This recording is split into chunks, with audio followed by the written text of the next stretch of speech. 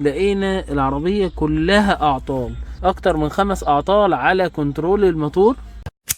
هنا عربية توسان ديزل من الصعيد، العربية دي جت هنا القاهرة وقطعت دوارة خالص، والشاشة بتاعة التابلو ثبتت وما بقتش العربية بتدي مارش، مفيش مارش خالص، والعربية مش عاوزة تدور نهائي، وسجلت ان في مشكلة في اليوريا. كشفنا على العربية كمبيوتر، لقينا العربية كلها اعطال، اكتر من 5 اعطال على كنترول الموتور، تي بي اس عليه اعطال، الالكتريك باور ستيرنج عليه اعطال، كاتاليتيك ريدكشن عليها 4 اعطال. يعتبر حساسات الشكمان كلها مش شغاله اللي في العربيه، وفي مشكله في ماده الاد بلو وماده اليوريا. هيتم فحص العربيه بامر الله ونحل المشكله من جذورها، ويبقى العميل ماشي في امان، والموضوع ده ما يحصلش معاه تاني ابدا. الحمد لله كده خلصنا العربيه التوسان، وكل حاجه رجعت ستوك وما بقاش فيها اي مشكله، والعربيه الله اكبر بتدور من اول سنه مارش.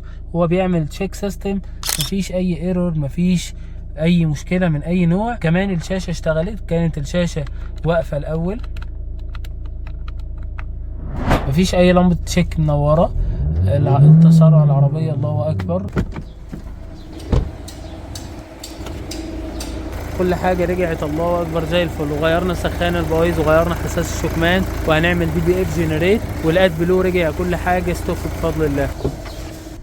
اي حد بفضل الله معاه عربيه ديزل حابب يكودها، حابب يعمل لها صيانه، فيها اي مشكله، كلمنا في مركز عمار وهنساعده في حل مشكلته او صيانته اللي هو محتاجها في العربيه. دمتم في امان الله ورعايته، والسلام عليكم ورحمه الله وبركاته.